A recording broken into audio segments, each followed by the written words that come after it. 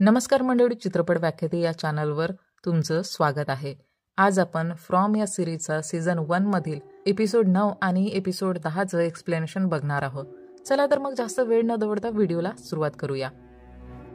Episode 9च्या सुरुवातीला Boyd साराला घेऊन जंगलात पुढे जातो, जिथे त्याने साराला अजूनही हातकडी लावून ठेवली होती, कारण त्याला तिच्यावर पूर्ण विश्वास नव्हता. त्याचवेळी तो साराला विचारतो की त्या आवाजांमध्ये तिने असे काय ऐकले होते ज्यामुळं ती त्यावर विश्वास ठेवू लागली. सुरुवातीला सारा बॉयडला याबद्दल बोलायला नकार देते, पण नंतर बॉयड तिला जबरदस्तीने विचारतो आणि सारा रडत रडत त्याला सांगते की त्या आवाजांनीच तिला जिम आणि जेटच्या कार तिथे येण्याची माहिती दिली होती. तसेच सांगितले होते की जर तिने त्यांचं ऐकलं नाही तर नेथन आणि नंतर गावातील सर्व लोक मरणार होते. आणि काही प्रमाणात ते खरेही झाले होते, कारण ती इथनला मारू शकली नव्हती, किंवा असे म्हणूया की इथनला मारू शकली नाही. त्यानंतर तो अपघात घडला आणि जेव्हा ती इथनला मारण्यात अपयशी ठरली तेव्हा नेथन मरण पावला आणि बऱ्याच लोकांना त्याची किंमत मोजावी लागली. ही गोष्ट ऐकल्यावर बॉयड साराच्या बोलण्याची महत्त्वता समजून तिला मुक्त करतो आणि दोघेही पुढे जातात. ते जात असताना ते एका गुहेजवळ पोहोचतात, जिथे बॉयडला तावीज सापडतो. कारण संध्याकाळ होणार होती म्हणून बॉयड तिथेच रात्री थांबण्याचा निर्णय घेतो. दुसरीकडे कॉलनी हाऊसचे काही लोक कॅनीच्या घरात थांबले होते. काही लोक दुसऱ्या घरात होते आणि बाकी सर्व शेरिफ स्टेशनमध्ये होते. त्यावेळी डोना एरिक नावाच्या एका व्यक्तीला पाहते, जो खूपच डिप्रेशनमध्ये दिसत होता, पण ती त्याला आराम करण्यास सांगून शेरिफ स्टेशनमध्ये जाते. परंतु दुसऱ्या दिवशी जेव्हा डोना उठते तेव्हा एरिकने निराश होऊन स्वतःला संपवले होते. हे पाहून कॉलनी हाऊसच्या सर्व लोकांना आणि विशेषतः डोनाला खूप दुःख झालं होतं, कारण जरी गावातील लोक प्रायव्हेटली राहत असले तरी कॉलनी हाऊसमधील सर्व लोक एका कुटुंबासारखे होते आणि आधीच इतक्या लोकांचा मृत्यू झाला होता आणि एरिकनेही स्वतःला संपवलं होतं. त्यामुळे डोना फारच दुःखी झाली होती. डोना काही प्रमाणात स्वतःला सांभाळून तयार होऊन कॉलनी हाऊसला जाते, जिथे जिम आणि कॅनी लाकडाच्या तुकड्यांची जुळवणी करून एंटिना तयार करण्यात व्यस्त होते. कॉलनी हाऊसमध्ये फातिमा आणि एलिस देखील होते, जिथे फातिमाच्या बोलण्यामुळे कळतं जर रेडिओ कार्यान्वित झाला तरी घरी परत गेल्यास त्यांना अजूनही विश्वास होणार नाही की ते परत गेले आहेत. ती तिच्या आणि एलिसच्या भविष्याबद्दल चिंता करत होती. एलिस फातिमाला समजावतो की सर्व काही ठीक होईल आणि सीन तिथून बॉयड आणि साराकडे येतो, जिथे साराला समजत नव्हतं की ते जंगलात योग्य ठिकाणी जात आहे की नाही, कारण कदाचित जंगल टाउनच्या रस्त्याप्रमाणेच असू शकतं, जिथे ते पुढे जात असताना एकाच ठिकाणी परत परत फिरत राहू शकतात. पण बॉयडच्या मते त्यांच्याकडे दुसरा कोणताही मार्ग नव्हता, म्हणून त्यांना पुढे चालत राहावे लागेल. त्यावेळी सैरा बॉयडला बोलते की तो नेथन सारखा आहे, कारण तो देखील लोकांच्या भल्यासाठी विचार करत होता. त्याच्याकडे एक जंगलाबद्दल सिद्धांत होता की हे ठिकाण कदाचित असे आहे की ज्या लोकांनी यापासून बाहेर पडण्याबद्दल जास्त विचार केला, हे ठिकाण त्यांना अधिकच आत पकडून ठेवते. ते दोघं यावर अधिक चर्चा करत होते की तेव्हाच त्यांना काही विचित्र आवाज ऐकू येऊ लागतात आणि त्या आवाजांचा पाठलाग करताना ते एका झाडाजवळ पोहोचतात, ज्यावर बऱ्याच बाटल्यांमध्ये काही लिहून त्या बाटल्या झाडावर टांगल्या होत्या. ते पाहून बॉयड त्या बाटल्या खाली उतरवण्याचा प्रयत्न करतो. त्याच वेळी सैराला तो आवाज परत ऐकू येतो आणि ती रडू लागते आणि एक वेळा परत तिला दौरे येऊ लागतात, ज्यामुळे ती बेहोश होते. तर दुसरीकडे इथन अजूनही आपल्या घरात विक्टरची रेखाटलेली चित्र पाहत होता, ज्यामुळे त्याला बाहेर जाण्याबद्दल काहीतरी माहिती मिळवता येईल असं वाटत होतं. परंतु टॅबीला हे सगळं निरर्थक वाटत होतं, म्हणून ती इथनला चित्रांपासून वेगळं करून त्याच्यासोबत खेळ खेळू लागली. आता कॉलनी हाऊसमध्ये एक सीन येतो, जिथे जिम अजूनही जेटसोबत बसून रेडिओबद्दल विचार करत आहे, कारण त्यांच्याकडे असलेल्या सर्व बॅटरी डिस्चार्ज झाल्या होत्या आणि जर बॅटरी नसेल तर रेडिओ चालवता येणार नाही. याच दरम्यान जेट जिमला विक्टरबद्दल विचारतो, ज्यामुळे जिम जेडवर चिडतो, कारण कदाचित जेटचा रेडिओबद्दल एकसारखा विचार नसावा. त्यामुळे जेटसुद्धा रेडिओ चालवण्यासाठी काही स्रोत शोधण्यासाठी निघून जातो, कारण त्याला काहीतरी वाटत होतं की विक्टर इथे काहीतरी जाणतो. त्याच दरम्यान आपण डोनाला पाहतो, जी अजूनही खूप विचार करत होती, कारण तिला थोडी भीती वाटत होती. जर रेडिओने काम केलं नाही तर लोकांच्या आशा तुटतील आणि तर ते स्वतःला संपवून घेतील. तर हे एक भयंकर दृश्य असू शकेल. जेव्हा कॅनी तिला बोलून पुन्हा लाकडं आणायला जातो तेव्हा डोना रागात कुल्हाडी घेऊन कॉलनी हाऊसच्या लाकडाच्या मजल्यावरच थोडं तोडायला लागते. त्यावर जिम आणि कॅनी तिला शांत करतात, पण डोना त्यांचं ऐकत नाही आणि टॉमच्या बारमध्ये जाऊन तिथे मद्यपान करायला लागते. तेव्हा कॅनी पुन्हा येऊन डोनाला सांभाळतो आणि नंतर क्रिस्टीला भेटण्यासाठी जातो, जिथे क्रिस्टी देखील एरिकच्या मृत्यूमुळे खूप व्यथित होती, कारण जेव्हा ती सुरुवातीला टाउनमध्ये आली होती तेव्हा एरिकने तिची खूप मदत केली होती आणि आता क्रिस्टी कॅनीला गमावू इच्छित नव्हती. ती कॅनीकडून वचन घेते की जेव्हा कधीही कॅनी तुटलेला असेल तेव्हा तो क्रिस्टीकडे येऊन बोलणार, कोणतंही चुकीचं पाऊल उचलणार नाही. कॅनीही यावर मान्यता देतो आणि वचन देतो की तो असं काही करणार नाही. त्याचवेळी जेड मिसेस लूच्या जवळ बसून रेडिओ चालू करण्याचा विचार करत होता. तेव्हा मिसेस लूच्या बल्बला चालू केल्याने जेडला एक कल्पना येते. जिम देखील त्याच्या घरी परत आलेला असतो, जिथे जुली, टॅबी आणि इथन अजूनही बेसमेंट खोदण्यात व्यस्त होते आणि जुलीला आता आपल्या कुटुंबासोबत वेळ घालवायला आवडत होते. त्यामुळं ती जिमकडून त्यांना मदतीसाठी विचारते. ही चौघंही मिळून बेसमेंट खोदू लागतात, जेणेकरून ते शोधू शकतील की वायर कुठे जात आहे आणि विद्युत स्रोत काय आहे. त्याचवेळी सीन पुन्हा साराकडे जातो, जिची जेव्हा रात्री झोप उघडते तर स्वतःला बॉयडने बनवलेल्या एका टेंटमध्ये बघते, जिथे बॉयडने त्यास ताविजाला लटकवले होते. त्याचबरोबर बॉयडने त्या झाडावरून एक बाटली काढली होती, ज्यात एका कागदावर 1864 असे लिहिले होते, ज्यातून आपल्याला कळतं की त्यावेळी जी आवाज सैराला ऐकू आली होती ती वेगळी होती आणि ती एका स्त्रीची होती, जिने तिला मिस्टर जुगाडूला सांगण्यास सांगितले होते ते ठिकाण काहीतरी चुकीचं आहे. याशिवाय या ठिकाणी त्या मॉन्स्टरपेक्षाही भयंकर गोष्टी अस्तित्वात आहेत. बॉयडला हे समजले की हा संदेश त्याच्यासाठी आहे, पण त्याला हे समजले नव्हते की सारा त्याच्या सिक्रेट नावाबद्दल कशी जाणून गेली आणि ती स्त्री कोण आहे जिचा आवाज तो होता. याच दरम्यान त्यांचा टेंट कोणीतरी उडून नेतो आणि दोघांनाही काही समजत नाही. तावीज लावलेली असूनही असं कसं होऊ शकतं आणि अखेर ही गोष्ट काय होती. इतक्यात टेंटच्या बाहेर खूप तेजस्वी पांढरा प्रकाश पडायला लागतो, पण तरीही बॉयड आणि सारा बाहेर जाऊ शकत नव्हते. पण ते दोघे त्या लाईटला पाहून खूप जास्त शॉक होते आणि यासोबत एपिसोड 9 इथे संपतो. एपिसोड 10ची सुरुवात अगदी एपिसोड 9च्या शेवटी होते. हे लोक सकाळपर्यंत असंच बसून राहतात, कारण ते खूप घाबरलेले होते. असं कधीही कोणासोबत घडलं नव्हतं. पण जेव्हा ते बाहेर येऊन पाहतात तेव्हा त्यांचे होश उडतात, कारण ते मोठ्या मोठ्या स्पायडरच्या जाळ्याच्या दरम्यान जमिनीवर होते आणि मे बी काल रात्री अशाच एका मोठ्या स्पायडरने त्यांचा टेंट इथे खेचून आणला असावा. आता टाउनच्या जिमजवळ जेड रेडिओ चालू करण्याचा मार्ग शोधतो. त्यात असलेल्या सर्व इलेक्ट्रिकल्स वस्तू खोट्या होत्या, पण तरीही ते परफेक्टली काम करत होतं.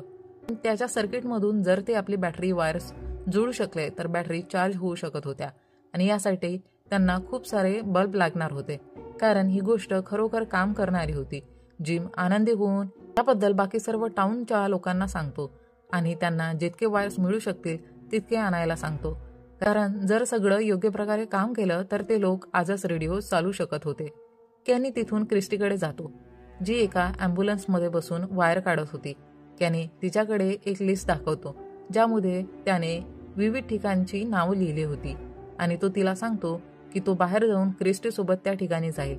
यावर क्रिस्टी त्याला बोलते की ती खरंच कॅनीला पसंत करते, पण ती आधीच मर्लिन सोबत एंगेज आहे. हे ऐकून कॅनी थोडा उदास होतो आणि वायर घेऊन कॉलनी हाऊसमध्ये जातो, जिथे फातिमा आहे, जी एलिसकडे जात आहे आणि तो तिला बाहेर घेऊन जाऊन लग्नासाठी प्रपोज करतो, ज्यामुळं फातिमा खूप खुश होते. त्याचवेळी जंगलात स्पायडरच्या झाड्यातून बॉयड आणि सैरा त्या दिव्याच्या दिशेने जात असतात, जी गेल्या रात्री त्यांना दिसली होती. बॉयडच्या मते तो एक टॉर्चचा लाईट असू शकतो, पण कदाचित एक सर्च लाईटची रोशनी पण असू शकते, जी त्यांना त्या ठिकाणाहून बाहेर काढू शकते. परंतु सैरा त्याला परत चालण्यास सांगते, कारण त्या लेडीच्या आवाजानेही तिला हेच सांगितले होते. अचानक सारा चांगल्या पद्धतीने विचार करते की कदाचित तो आवाज एबीचा असू शकतो, कारण मिस्टर जुगाडूच्या नावाबद्दल फक्त एलिस आणि एबीला माहिती होती आणि काल सैराला जो आवाज आला होता तो एका स्त्रीचा आवाज होता. बॉयड या गोष्टीवर विश्वास ठेवत नाही. त्या क्षणी बॉयडला जाळ्यामध्ये एक स्त्रीच्या मदतीचा आवाज ऐकू येतो. जेव्हा तो जाळे हटवून त्या झाडाजवळ जातो तेव्हा त्यात त्याला एबी दिसते, जी जाळ्यात अडकून पडलेली असते. साराला मात्र तिथं काहीच दिसत नव्हतं, म्हणून ती बॉयडला थांबवण्याचा प्रयत्न करते. पण बॉयड तिच्याकडे जात असताना ती लेडी अचानक त्याच्यावर हल्ला करण्याचा प्रयत्न करते.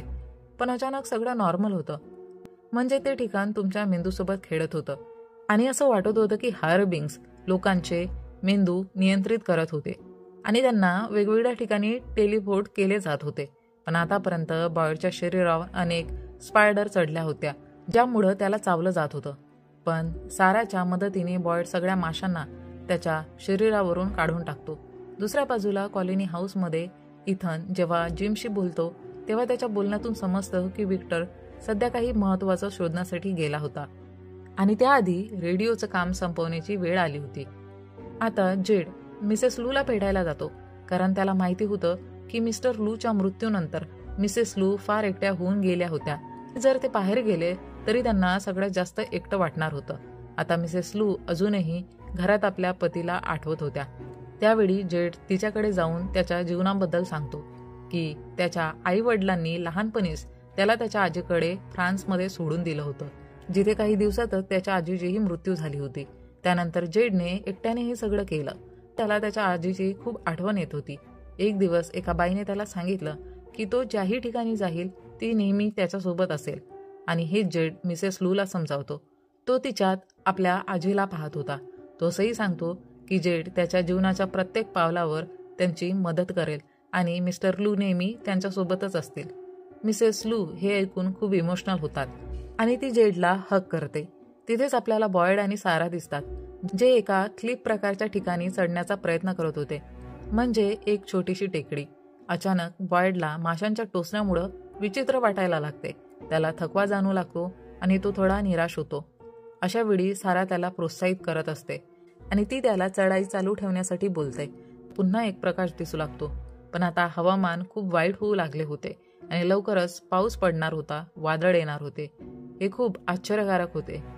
म्हणून बॉयड तिला एकटं जाण्यास बोलतो, परंतु सारा त्याला प्रोत्साहित करत त्याच्यासोबत पुढे जात राहते. काही वेळाने ते क्लिफच्या टोकापर्यंत पोहोचतात, जिथून त्यांना एक मोठा लाईट हाऊस दिसतो आणि मागील रात्री जो प्रकाश त्यांना दिसला होता तो त्या लाईट हाऊस पासूनच येत होता. म्हणजे आतापर्यंत कोणालाही माहिती नव्हते की तिथे एक लाईट हाऊस आहे. ते पाहिल्यानंतर ते खूप आश्चर्यचकित होतात, कारण लाईट हाऊस नेहमी समुद्राच्या आसपास असतो, म्हणजे तो एका बेटावर असावा. पण हे कसे शक्य होऊ शकते? त्यांना कळते की ते त्या मुख्य महामार्गावरून चालत आले होते, पण अशा प्रकारे इथे कसे आले? हे नक्कीच सत्य आहे की ते लोक टेलिपोर्ट होऊन इथे आले होते.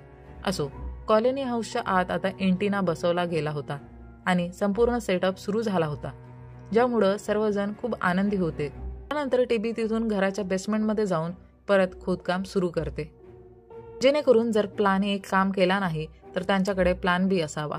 आणि आतापर्यंत तिथे वादळ आले होते, ज्याचा अर्थ जिमकडे बाहेर सिग्नल पाठवण्यासाठी खूप कमी वेळ होता. मग तो लगेचच रेडिओमध्ये कोणाशी तरी कनेक्ट होतो, पण जो त्याच्याशी दुसऱ्या बाजूला बोलत होता त्याला जिमचं नाव आधीच माहिती होतं आणि तो म्हणतो की टॅबीने बेसमेंट खोदायला नको होतं. हे ऐकून जिम घाबरतो आणि दुसऱ्या बाजूने अशी आवाज कशी आली तरी जिम तोही टॅबीला वाचवण्यासाठी त्याच्या घरात धावतो. तेव्हा आपण टॅबीला पाहतो, जी खड्डा खोदत असताना अचानक माती खचून एका सुरंगमध्ये पडते, जिथे तिच्या घरून येणाऱ्या वायर्स हवेत लटकत होत्या. होय, तिथे तिला विक्टर भेटतो. त्याला आधीच वाईड बॉयने सांगितलं होतं की टॅबी तिथे येणार आहे आणि विक्टर तिच्या मदतीसाठी तिथे आलेला असतो, कारण ज्या सुरंगमध्ये ती होती तिथे ते राक्षस झोपले होते. त्यांना पाहून टॅबीला खूप धक्का बसतो.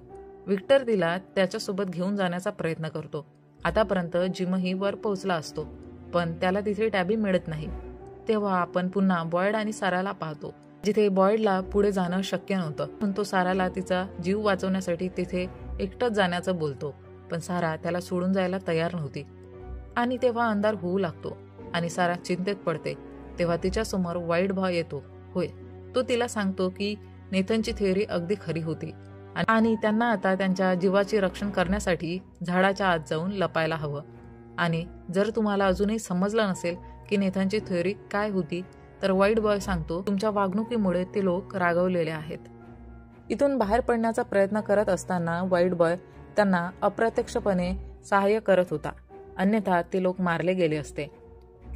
आता झाडाच्या गोष्टीनंतर सायरा जलद गतीने बॉयडला झाडाजवळ घेऊन जाते आणि त्याला आत पाठवते, जे खरे तर एक फार अवे ट्री असलेलं झाड होतं, ज्यात टेलिपोर्ट होणार होतं. तिथे जाऊन बॉयड 4 भिंतीच्या मध्ये अडकला होता, जिथे त्याला उभं राहण्या इतकीच जागा होती आणि भिंतींचा आकार इतका मोठा होता की त्यांना चढून पार करणे शक्य नव्हतं.